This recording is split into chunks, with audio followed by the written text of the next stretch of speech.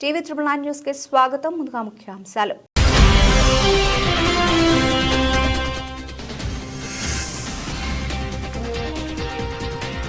జన్మతః పౌరసత్వాన్ని రద్దు చేస్తా, సిటిజన్షిప్ పై పేజీ పెడుతున్న ట్రంప్.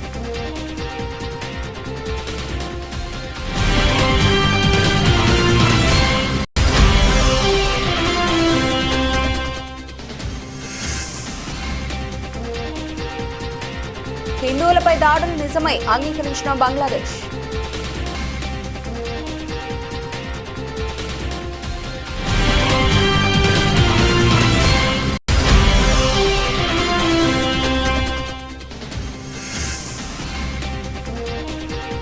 వారికి ఫోన్లు చేసి వేధించేవారు. కేంద్ర మంత్రి నిర్మలా సీతారామన్ సంచలన వ్యాఖ్యలు.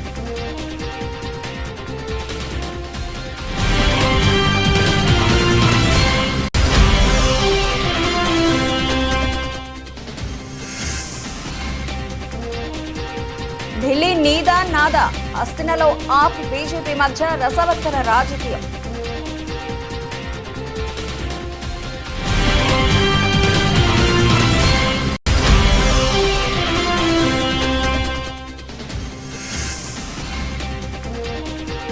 షార్ట్ లిస్ట్ రెడీ, సంక్రాంతికి విడుదల. ఢిల్లీకి చేరిన తెలంగాణ కాంగ్రెస్ రాజకీయం.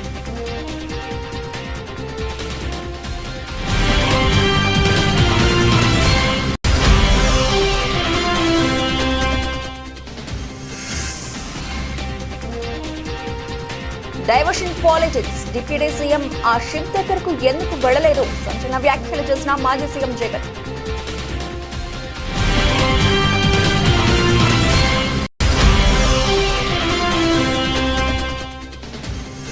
ఆసీస్ పర్యటనలో భారత్ కు ఘోర పరాభవం. స్మృతి మంధాన శతకం వృధా. మూడో వన్డేలోనూ టీమిండియాకు తప్పని ఓటమి.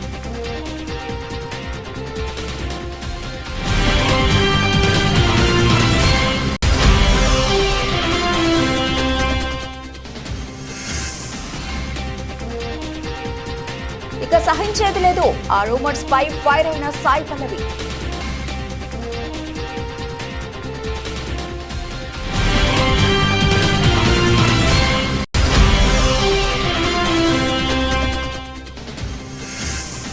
రిజర్వ్ బ్యాంక్ ఆఫ్ ఇండియా కొత్త గవర్నర్ గా సంజయ్ మల్హోత్రా.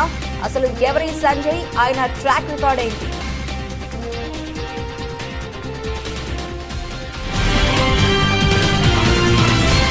రైట్గా డీటెయిల్స్ లోకి వెళ్తే, అమెరికా నేలపై జన్మించే వారికి హక్కుగా దక్కే పౌరసత్వాన్ని రద్దు చేసే యోచనలో కాబోయే అధ్యక్షుడు డొనాల్డ్ ట్రంప్ ఉన్నారు. తాను పదవి బాధ్యతలు చేపట్టగానే ఈ బర్త్ రైట్ సిటిజన్షిప్ ను రద్దు చేస్తానని గత వారం ఓ ఇంటర్వ్యూలో ట్రంప్ కీలక ప్రకటన చేశారు. జన్మతః పౌరసత్వం హాస్యాస్పదంగా మారిందని, దేనిని దుర్వినియోగం చేస్తున్నారని ఆయన పేర్కొన్నారు. ఇది బర్త్ టూరిజం కు అవకాశం కల్పిస్తోందని, ఇతర దేశాలకు చెందిన గర్భిణీలు కేవలం పుట్టబోయే బిడ్డకు అమెరికా పౌరసత్వం దక్కాలనే ఆలోచనతో అమెరికా వచ్చి జన్మిస్తున్నారని ఆయన వ్యాఖ్యానించారు. ఎన్నికల ప్రచారంలోనూ తాను బర్త్ రైట్ సిటిజన్షిప్ ను రద్దు చేస్తానని ట్రంప్ ప్రకటించారు. అసలు ఈ బర్త్ రైట్ సిటిజన్షిప్ అంటే, అమెరికాలో జన్మించిన ప్రతి బిడ్డకు తల్లిదండ్రులు ఏ దేశం వారనేది సంబంధం లేకుండా ఆటోమేటిక్ గా దేశ పౌరసత్వం దక్కుతుంది. దీనిని బర్త్ రైట్ సిటిజన్షిప్ అంటారు. ఏ వీసాపై అమెరికాకు వచ్చినా, ఆఖరికి అక్రమంగా వలస వచ్చినా తల్లిదండ్రులైనా సరే ఇక్కడ బిడ్డకు జన్మనిస్తే ఆ బిడ్డకు అమెరికా పౌరసత్వం లభిస్తుంది. 1868 నుంచి అమెరికాలో ఈ బర్త్ రైట్ సిటిజన్షిప్ అమల్లో ఉంది. బర్త్ రైట్ సిటిజన్షిప్ ను రద్దు చేయడం సాధ్యమేనా? ఎన్నికల ముందు నుంచి బర్త్ రైట్ సిటిజన్షిప్ రద్దు చేస్తానని ట్రంప్ చెబుతున్నప్పటికీ అది అంత సులువు కాదని అమెరికా న్యాయ నిపుణులు అభిప్రాయపడుతున్నారు. అమెరికా రాజ్యాంగం 14వ రాజ్యాంగ సవరణ ద్వారా జన్మతః పౌరసత్వాన్ని కల్పించింది. ఇప్పుడు దీన్ని రద్దు చేయాలంటే రాజ్యాంగ సవరణ చేయాలి. ఇందుకు కాంగ్రెస్ లో 3/2 మెజారిటీతో పాటు 4/3 రాష్ట్రాల ఆమోదముద్ర అవసరం. ట్రంప్ ఇది సాధించడం కష్టమని న్యాయ నిపుణులు చెబుతున్నారు. అయితే ఎగ్జిక్యూటివ్ ఆర్డర్ ద్వారా బర్త్ రైట్ సిటిజన్షిప్ పై ట్రంప్ ఆంక్షలు విధించగలరని అభిప్రాయపడుతున్నారు. ఒకవేళ ట్రంప్ గనుక బర్త్ రైట్ సిటిజన్షిప్ ను రద్దు చేస్తే అమెరికాలో ఉన్న లక్షలాది మంది భారతీయులపై ప్రభావం పడుతుంది. గ్రీన్ కార్డులు, H1B వీసాలపై అమెరికాలో ఉంటున్న భారతీయులు జన్మనిచ్చే పిల్లలకు అమెరికా పౌరసత్వం లభించదు. తల్లిదండ్రులకు పౌరసత్వం లభించడంపై పిల్లల పౌరసత్వం కూడా ఆధారపడి ఉంటుంది. పిల్లల పౌరసత్వం కోసం గ్రీన్ కార్డు ఉన్న తల్లిదండ్రులకు కొంత న్యాయపరమైన వెసులుబాటు ఉండే అవకాశం ఉందని, H-1B వీసా కలిగిన తల్లిదండ్రులకు మాత్రం బిడ్డల పౌరసత్వంపై గందరగోళం నెలకొంటుందని ఇమిగ్రేషన్ నిపుణులు చెబుతున్నారు. అమెరికా గ్రీన్ కార్డుల కోసం లక్షల మంది భారతీయులు ఏండ్లుగా వేచి చూస్తున్నారు. ఇక పౌరసత్వం రావడం పెద్ద కలగా మారింది. ఇప్పటి వరకు పిల్లల పౌరసత్వంపై అయినా భరోసా ఉండేది.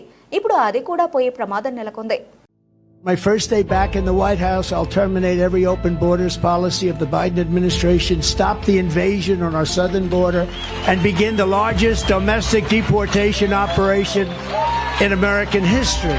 Together we will deliver low taxes, low regulations, low energy costs, low interest rates, low inflation so that everyone can afford groceries, a car, and a home. I delivered you the largest tax cuts in American history, and we'll do it again. We're going to get them lower, but we're going to do something else. No tax on tips. No tax on overtime. And no tax on Social Security for our great seniors. We cannot lose our dollar standard, everything the dollar represents, and we have to continue to have that be the world currency. I will create a government efficiency commission tasked with conducting a complete financial and performance audit of the entire federal government and making recommendations for drastic reform. I will end the Biden-Harris electric vehicle mandate on day one. I would immediately start with energy. I would drill, baby, drill. Massively raise wages for American workers and make the United States into a manufacturing powerhouse. Your wages will rise, your costs will fall, your job opportunities will grow. I will make a record investment in hiring, retention, and training for police officers. We will launch a federal task force to dismantle the gangs, the street crews, and the criminal networks that are ravaging our towns. We will stop the invasion, end migrant crime, support our police, strengthen our military, build a missile defense shield all around our country. And I will secure our elections. We have to secure our elections. Our goal will be proof of citizenship and voter ID. Very simple. Take back our campuses for all of the normal students who want a safe place from which to learn. We're going to keep critical race theory and transgender insanity the hell out of our schools, and we're going to keep men out of women's sports. I'm willing to do whatever I have to do to save our country and to save our Constitution. ఇక అటు బంగ్లాలో హిందువులపై జరుగుతున్న దాడులపై ఇన్నాళ్లు బుకాయిస్తూ వచ్చిన బంగ్లాదేశ్ ఎట్టకేలకు దానిపై U turn తీసుకుంది. హిందువులపై దాడులు నిజమేనని అంగీకరించింది. ప్రధాని హసీనా ఆగస్టులో పదవి చిత్రాలైన తర్వాత దేశంలో మైనారిటీలపై, ముఖ్యంగా హిందువులపై అక్టోబర్ 22 వరకు 88 మతపరమైన హింసాత్మక ఘటనలు చోటు చేసుకున్నాయని బంగ్లాదేశ్ అధికారికంగా ప్రకటించింది. ఈ అల్లర్లకు సంబంధించి 70 మందిని అరెస్ట్ చేసినట్లు మొహమ్మద్ యూనిస్ ఆపద్ధర్మ ప్రభుత్వ ప్రెస్ కార్యదర్శి శశిగుల్ ఆలం తెలిపారు.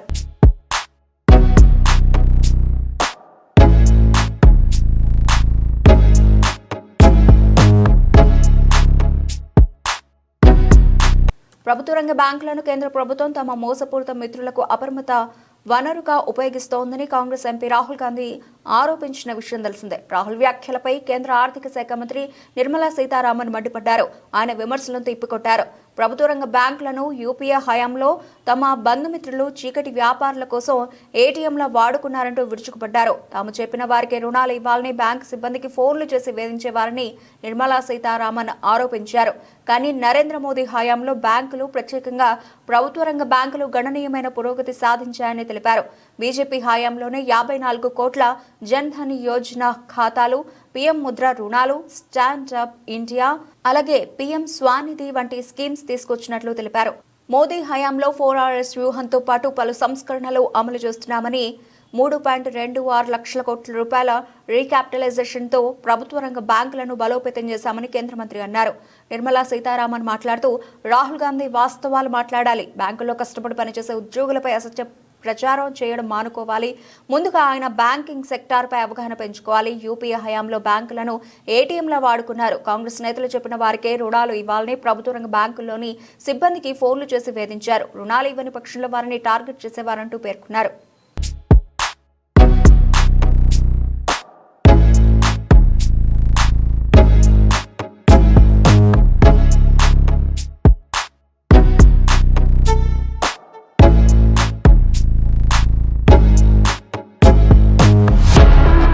అదే ఢిల్లీ పీఠం. ఆధిపత్యం కోసం ఒక పార్టీ పోరాటం, జెండా పాతాలని మరో పార్టీ ఆరాటం, ఉనికి చాటుకోవాలని ఇంకో పార్టీ వ్యూహం. మొత్తానికి హస్తినలో రాజకీయం వింటర్లోనూ వేడి పుట్టిస్తోంది. నిజానికి వచ్చే ఏడాది ఆరంభంలోనే ఢిల్లీ అసెంబ్లీకి ఎన్నికలు. కానీ హస్తినలో హస్తగతం చేసుకోవడానికి ఇప్పటి నుంచే కొదమ సింహాల్లా తలపడుతున్నాయి అధికార ఆమ్ ఆద్మీ పార్టీ, కేంద్రంలోని ఎన్డీఏ. ఢిల్లీ నీదా నాదా, సత్తా చాటేదెవరో తేల్చుకుందాం రా, సై అంటే సై, తగ్గేదేలే, ఇలా సాగుతోంది హస్తినలో ఆప్ బీజేపీ మధ్య రసవత్తర రాజకీయం. ఒకరిపై ఒకరు విమర్శలు తీవ్రమయ్యాయి. ఎన్నికలే లక్ష్యంగా ప్రజలను ఆకట్టుకునే పథకాలు, మేనిఫెస్టోల రూపకల్పనలో బిజీ అయ్యాయి. అదే సమయంలో అవినీతి అక్రమాలపై ఒకరిపై మరొకరు దుమ్మెత్తి పోసుకుంటున్నారు. కేజ్రీవాల్ మాత్రం సింగిల్ గానే ఎన్నికల బరిలోకి దిగి బీజేపీతో తాడో పేడో తేల్చేసుకుంటున్నానంటున్నాడు. అన్ని రాష్ట్రాలు ఒక ఎత్తు, ఢిల్లీ ఒక్కటే ఒక ఎత్తు. 600 ఏది ఏమైనా ఆ ఒక్కటి కొడితే చాలు, హస్తిన దక్కితే దేశంలో కమలానికి తిరుగుండదు. ఇది బీజేపీ ఆలోచిస్తున్న తీరు. ఎలాగైనా హస్తిన చేజారకూడదు. ఎత్తులకు పై ఎత్తులు వేసినా సరే క్లీన్ స్వీప్ చేయాలి. ఆధిపత్యాన్ని నిలబెట్టుకోవాల్సిందే, అది ఒంటరిగాని అని బీజేపీ ప్లాన్ వేస్తోంది.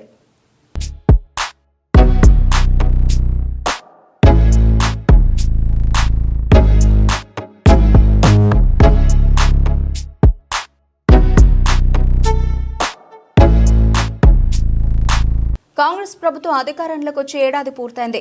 ఇప్పటికీ సీఎం రేవంత్ రెడ్డి సహా మరో 11 మంది మంత్రులతోనే రేవంత్ సర్కార్ నడుస్తోంది. ఇంకా మరో 6గురికి కేబినెట్లో అవకాశం ఉంది.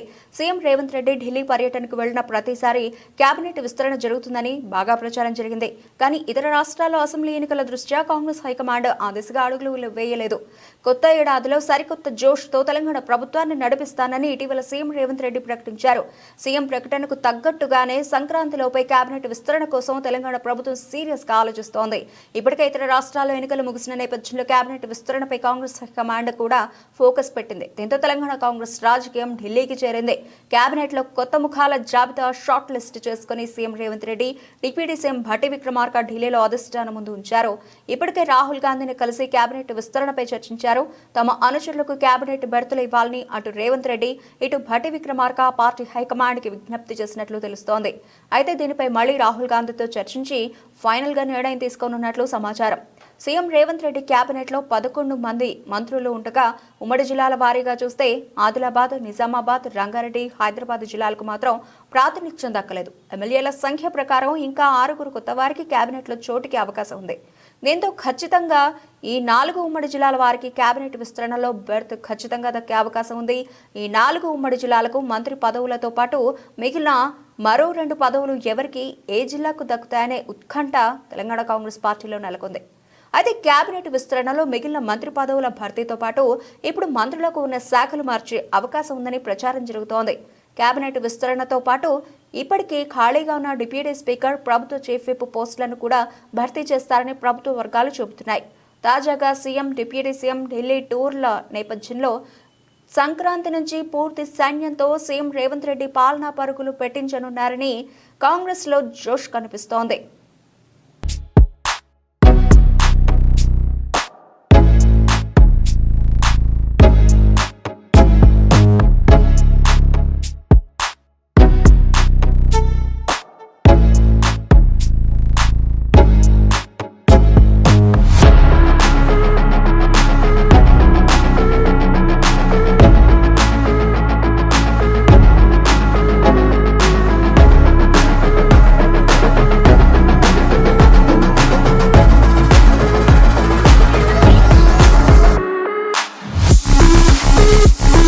ఇటు సీఎం చంద్రబాబు నాయుడు సూపర్ 6 హామీలు అమలు చేయలేక ప్రతి నెల ఒక అంశం తీసుకొచ్చి ప్రజలను తప్పుదోవ పట్టిస్తున్నారని వైసీపీ అధినేత మాజీ సీఎం జగన్మోహన్ రెడ్డి మండిపడ్డారు. ఆర్థిక మంత్రి పయ్యావుల సొంత వియ్యంకుడు రేషన్ బియ్యాన్ని ఎగుమతి చేస్తున్న ఆ షిప్ దగ్గరకు మాత్రం డిప్యూటీ సీఎం వెళ్లలేదని జగన్ అన్నారు. 6 నెలలుగా రాష్ట్రంలో కూటమి ప్రభుత్వ పాలన జరుగుతోందని, చెక్ పోస్టులు దాటి బియ్యం కాకినాడ పోర్టు వరకు ఎలా వస్తున్నాయని జగన్ ప్రశ్నించారు. ఉమ్మడి ప్రకాశం జిల్లా వైఎస్ఆర్సీపీ ప్రజాప్రతినిధులతో సమావేశమైన వైఎస్ జగన్ పలు కీలక వ్యాఖ్యలు చేశారు. ముఖ్యమంత్రి చంద్రబాబు అబద్ధాలు, మోసాల పట్ల ప్రజలు ఆగ్రహంతో ఉన్నారని జగన్ చెప్పారు. ప్రతి నెల ఒక్కో అంశాన్ని పట్టుకుని ప్రజలను తప్పుదోవ పట్టిస్తున్నారన్నారు. అంతేకాకుండా ప్రతిరోజు డైవర్షన్ పాలిటిక్స్ చేస్తున్నారంటూ మండిపడ్డారు. చంద్రబాబు వచ్చిన తర్వాత బాదుడు మొదలైందంటూ తీవ్ర వ్యాఖ్యలు చేశారు. అధికారంలోకి వచ్చిన 6 నెలలకే ఎప్పుడూ చూడని వ్యతిరేకత ఈ ప్రభుత్వం పట్ల కనిపిస్తోందని, తమకున్న వ్యక్తిత్వం, విశ్వసనీయత వల్లే మళ్లీ అధికారంలోకి వస్తామంటూ జగన్ ధీమా వ్యక్తం చేశారు.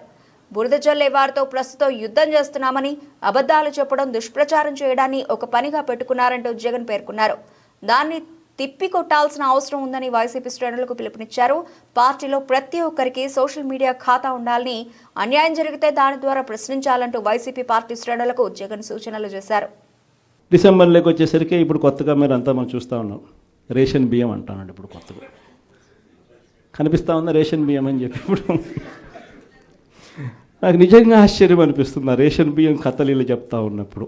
ప్రభుత్వంలో ఎవరున్నారు అని, ప్రభుత్వంలో మనం ఉన్నామా, ప్రభుత్వంలో వాళ్ళు ఉన్నారా అని నాకు అర్థం కాల. 7 నెలలు అయిపోయింది, దాదాపుగా 6.5 నెల అయిపోయింది వాళ్ళ ప్రభుత్వం వచ్చి. 6.5 నెల 7 నెలలు అవుతా ఉంది వాళ్ళ ప్రభుత్వం వచ్చింది.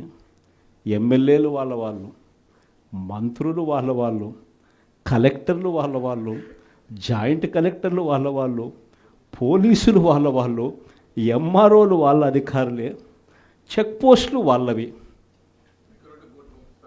అన్నీ వాళ్ళవే. ఇవన్నీ దాటుకొని మళ్ళీ పోర్టుకు వచ్చింతే పోర్టులో కస్టమ్స్ అధికారులు, పోర్టులో సిఐఎస్ఎఫ్ పోలీసులు, ఇవన్నీ కూడా వీళ్ళు పొత్తులో ఉన్న కేంద్ర ప్రభుత్వం మనుషులు. మరి ఇవన్నీ దాటుకొని ఏదైనా మెటీరియల్ బోటులోకి పోగలుగుతుందా? ఆశ్చర్యం ఏమిటంటే ఈయన పోయిన బోటు పక్క బోటే ఫైనాన్స్ మినిస్టర్, ప్రస్తుత ఫైనాన్స్ మినిస్టర్ పయ్యావుల కేసు వాళ్ళ సొంత వియ్యంకుడిది, శ్రీనివాసరావు గారని సొంత వియ్యంకుడిది, పట్టాభి రైస్ ఎక్స్పోర్ట్స్. ఆయన ఎక్స్పోర్ట్ చేస్తున్నాడు పక్కన, అదే పోర్ట్లోనే పక్కన. అడిగిపోడు దీంట్లోకి వచ్చి మాట్లాడతాడు. నాకు ఆశ్చర్యం అనిపించింది, అసలు ఏందిరా నాయన ఇది, ఎవరు ప్రభుత్వంలో ఉన్నాము, ఎవడు చేస్తూ ఉన్నాడు అని చెప్పి. వైఎస్ఆర్సీపీలో మన కార్యకర్తలు మనోళ్ళందరూ వ్యవస్థీకృత నేరాలంట. అసలు వ్యవస్థీకృత నేరాలు చేస్తూ ఉండేది ఎవరు? చేస్తూ ఉండేది వాళ్ళు, చేసింది వాళ్ళు, మన మీద ఏళ్ళెత్తి చూపిస్తూ ఉండరు. ఆస్ట్రేలియా పర్యటనలో భారత మహిళా జట్టుకు ఏదీ కలిసి రాలేదు. వరుసగా 3వ వన్డే మ్యాచ్లోనూ ఓటమి పాలైంది. దీంతో 3 మ్యాచ్ల వన్డే సిరీస్ను ఆస్ట్రేలియా 3-0 తేడాతో క్లీన్ స్వీప్ చేసింది. ఆసీస్ నిర్దేశించిన 299 పరుగుల లక్ష్య ఛేదనలో భారత్ 45.1 ఓవర్లలో 215 పరుగులకే ఆలౌట్ అయింది. దీంతో ఆసీస్ 83 పరుగుల తేడాతో ఘన విజయాన్ని అందుకుంది. భారత బౌలర్లలో స్మృతి మంధాన 109 బంతుల్లో 14 4లు, 1 6 సెంచరీతో చెలరేగింది. అలాగే హార్లిన్ డియోల్ పర్వాలేదనిపించింది. మిగిలిన వారిలో కెప్టెన్ హర్మన్ ప్రీత్ కౌర్, అలాగే జెమిమా రోడ్రిగ్స్లు 2 అంకెల స్కోర్ చేశారు. మిగిలిన వారంతా సింగిల్ డిజిట్కే పరిమితమయ్యారు. ఆసీస్ బౌలర్లలో ఆష్లిన్ గార్డ్నర్ 5 వికెట్లు తీసింది. అలానా కింగ్, మెగాన్ షర్చ్ చెరో 2 వికెట్లు తీశారు. అన్నాబెల్ సదర్లాండ్ 1 వికెట్ సాధించింది. అంతకుముందు తొలుత బ్యాటింగ్ చేసిన ఆస్ట్రేలియా నిర్ణీత 50 ఓవర్లలో 6 వికెట్ల నష్టానికి 298 పరుగులు చేసింది. ఆసీస్ బ్యాటర్లలో అన్నాబెల్ సదర్లాండ్ శతకంతో చెలరేగింది. అలాగే Ashleigh Gardner, Tahlia McGrath half సెంచరీలతో రాణించారు. భారత బౌలర్లలో అరుంధతి రెడ్డి 4 వికెట్లు తీసింది. దీప్తి శర్మ 1 వికెట్ సాధించింది.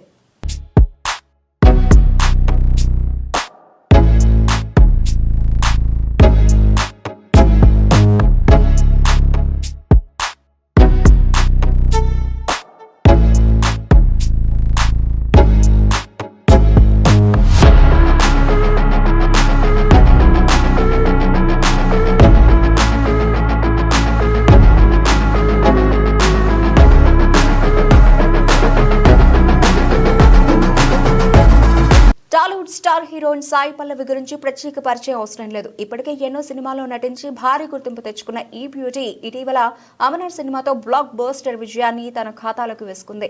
ఇక ఈ సినిమా తర్వాత త్వరలోనే గ్లోబల్ స్టార్ రామ్ చరణ్ హీరోగా నటిస్తోన్న గేమ్ చేంజర్ సినిమాతో ఆడియన్స్ ముందుకు రానుంది. అలాగే బాలీవుడ్లో కూడా రామాయణం సినిమా చేస్తోంది. అయితే సాయి పల్లవి ఈ సినిమా కోసం తన చాలా అలవాట్లను మార్చుకుందని, ఈ సినిమాలో సీత పాత్ర పోషిస్తున్నందుకు ఆమె నాన్ వెజ్ మానేసిందని, పూర్తిగా వెజ్ మాత్రమే తింటోందని, అంతేగాక ఇతర దేశాలకు వెళ్లేటప్పుడు కూడా తన చెఫ్ల బృందాన్ని తనతో తీసుకెళ్తోందని పెద్ద ఎత్తున వార్తలు వస్తున్నాయి. ఇన్ని రోజులు ఈ వార్తలపై స్పందించిన సాయి పల్లవి తన సహనాన్ని కోల్పోయింది. ఎట్టకేలకు ఈ వార్తలకి చెక్ పెట్టింది. తాజాగా తన సోషల్ మీడియా వేదికగా ఇలా రాసుకొచ్చింది. చాలాసార్లు, దాదాపు ప్రతిసారి నేను నిరాధారమైన పుకార్లు, కల్పిత అబద్ధాలు, తప్పుడు ప్రకటనలు వేరే ఉద్దేశంతో లేకుండా వ్యాప్తి చెందడాన్ని చూసినప్పుడల్లా మౌనంగా ఉండడానికి ప్రయత్నిస్తాను. కానీ ఇప్పుడు అసలు అలా ఊరుకోను. ఏదైనా పేరున్న మీడియా లేదా పేజీ నాపై తప్పుడు పుకార్లు రాసినా, చెప్పినా మౌనంగా ఉండబోనని, ఒకవేళ అలా జరిగితే ఖచ్చితంగా చట్టపరంగా ఎదుర్కొంటానని సాయి పల్లవి స్ట్రాంగ్ వార్నింగ్ ఇచ్చింది. దీంతో సాయి పల్లవి చేసిన ఈ పోస్ట్ నెట్టింట వైరల్ అవుతున్నాయి.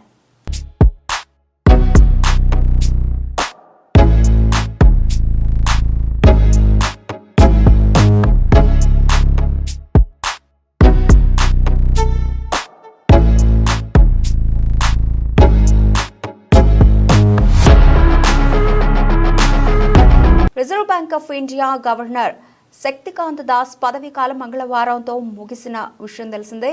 ఆయన స్థానంలో కొత్త గవర్నర్గా సంజయ్ మల్హోత్రాను నియమించారు. అయితే శక్తికాంత దాస్ పదవీ కాలం పొడిగిస్తారని భావించినప్పటికీ అలాంటి ప్రకటన ఏమీ రాలేదు.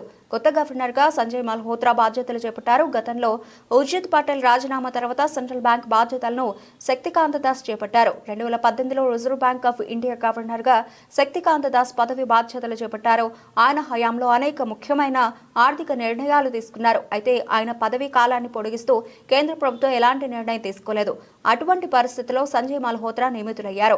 ఆర్థిక సేవల రంగంలో అతని అనుభవాన్ని పరిగణలోకి తీసుకుని ఈ నిర్ణయం తీసుకుంది ప్రభుత్వం. Sanjay Malhotra Indian administrative service కింద రాజస్థాన్ క్యాడర్ నుండి తన సేవను ప్రారంభించారు. సంజయ్ మల్హోత్రాకు ఆర్థిక సేవల రంగంలో అపారమైన అనుభవం ఉంది. అతను భారత ప్రభుత్వ ఆర్థిక మంత్రిత్వ శాఖలో ఆర్థిక సేవల విభాగం కార్యదర్శిగా ముఖ్యమైన బాధ్యతలు నిర్వహించారు. ఇది కాకుండా అతను కేంద్ర రాష్ట్ర ప్రభుత్వాల్లో పన్ను, ఆర్థిక విషయాల్లో లోతైన అనుభవం కూడా ఉంది. సంజయ్ మల్హోత్రా వచ్చే 3 ఏళ్ల పాటు రిజర్వ్ బ్యాంక్ ఆఫ్ ఇండియా గవర్నర్గా కొనసాగనున్నారు. ఆర్బీఐ గవర్నర్గా ఆర్థిక మంత్రిత్వ శాఖలో పనిచేస్తున్న సంజయ్ మల్హోత్రా పనితీరు ఎలా ఉంటుందో చూడాలి.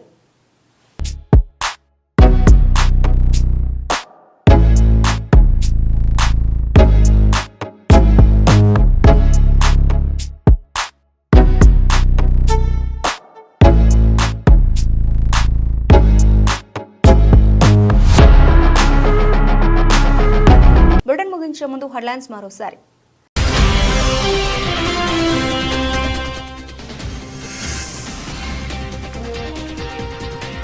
జన్మతః పౌరసత్వాన్ని రద్దు చేస్తా, సిటిజన్షిప్ పై పేజీ పెడుతున్న ట్రంప్.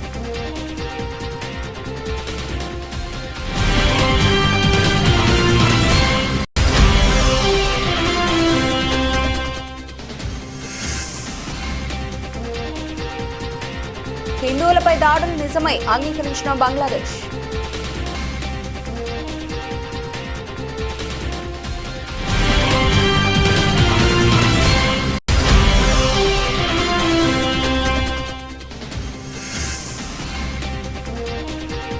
వారికి ఫోన్లు చేసి వేధించేవారు, కేంద్ర మంత్రి నిర్మలా సీతారామన్ సంచలన వ్యాఖ్యలు.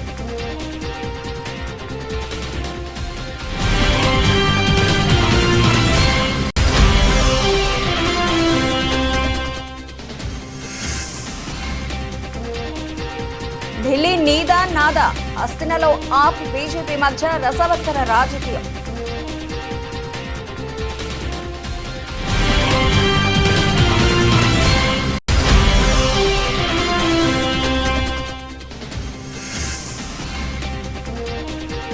షార్ట్ లిస్ట్ రెడీ, సంక్రాంతికి విడుదల. ఢిల్లీకి చేరిన తెలంగాణ కాంగ్రెస్ రాజకీయం.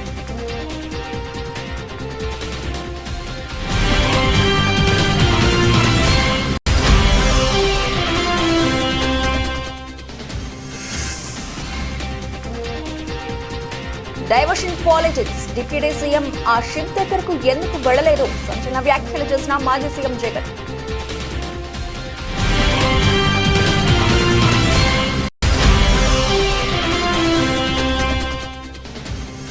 ఆసీస్ పర్యటనలో భారత్కు ఘోర పరాభవం. స్మృతి మంధానా శతకం వృధా. 3వ వన్డేలోనూ టీమిండియాకు తప్పని ఓటమి.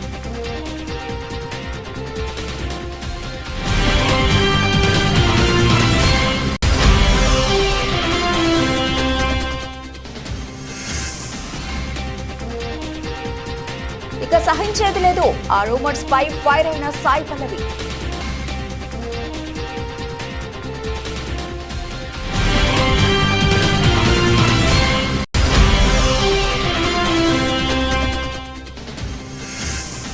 రిజర్వ్ బ్యాంక్ ఆఫ్ ఇండియా కొత్త గవర్నర్ గా సంజయ్ మల్హోత్రా. అసలు ఎవరి సంజయ్? ఆయన ట్రాక్ రికార్డ్ ఏంటి?